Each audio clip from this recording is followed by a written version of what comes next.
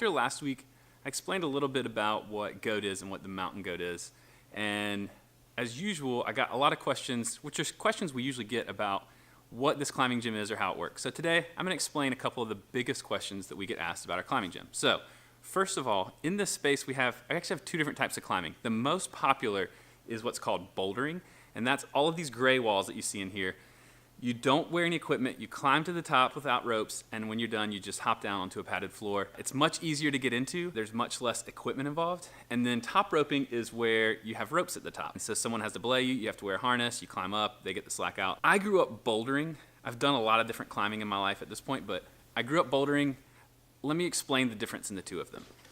For bouldering, all you need is maybe a crash pad, but really all you need is a pair of climbing shoes. For any kind of rope climbing, it gets much more complicated. You still need a pair of shoes, but you also need a rope, a harness, a helmet, some carabiners, some quick draws, some shiny fancy cam things, and lots of just random shiny things to keep you safe on the rock. All these things cost a lot of money.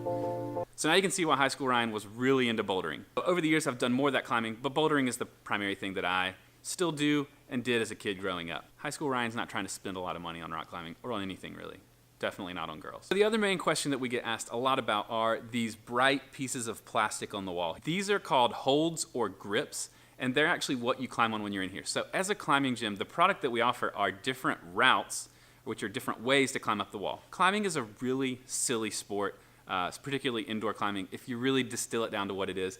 We're inside a warehouse and we're climbing up plywood walls, grabbing pieces of plastic, and there are actually easier ways to get to the top, but we're gonna do it the harder way because that's what we do. That said, I love rock climbing. It's what I've done my entire life. You just have to do it to understand it. People wanna ask about what these pieces of plastic are, and they wanna know, hey, how do you know where they go on the wall? All of these holds use the same size bolt. And so if you look at the wall, there's a lot of holes that have been drilled in the wall. Those holes have what's called a T-nut on the back, which is just like a nut that you would screw onto a bolt, except it's hammered into the back of the wooden walls.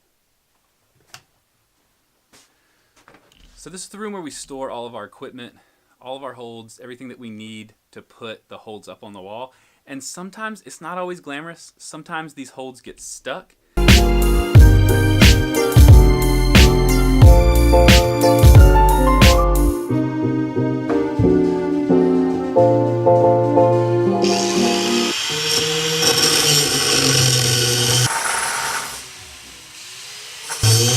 And it's not easy to get them unstuck. Essentially, every hold that you see, every piece of plastic on this wall can be put in every position where there is a hole. Every 2 weeks, we pick one section of wall, we take the holds down, we clean them, and then we sort them and get them ready to put back up.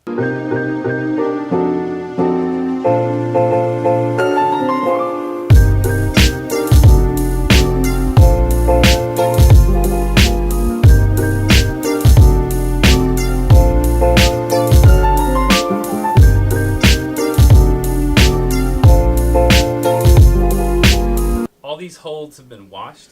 Now they're going to get taken back into the hold room and sorted by color, and they'll basically wait there until we put them back up on the wall.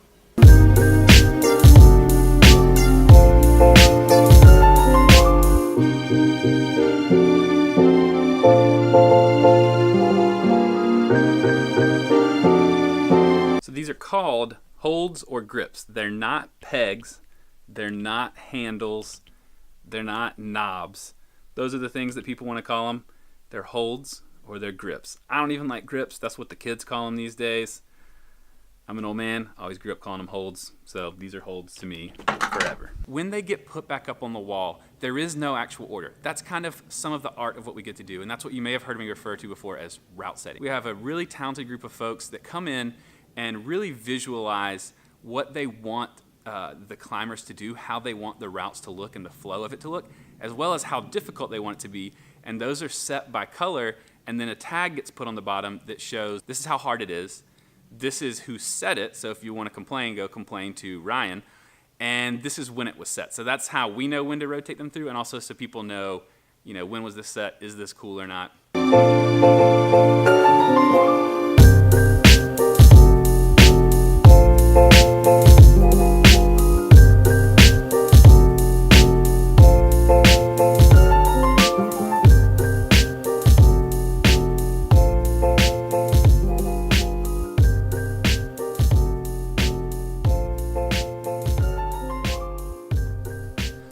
it. Those are the questions we get asked the most about the different types of climbing, what all the things are on the wall, how they end up on the wall.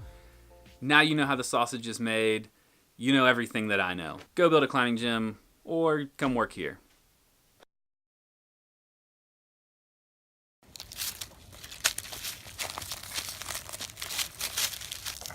Babu.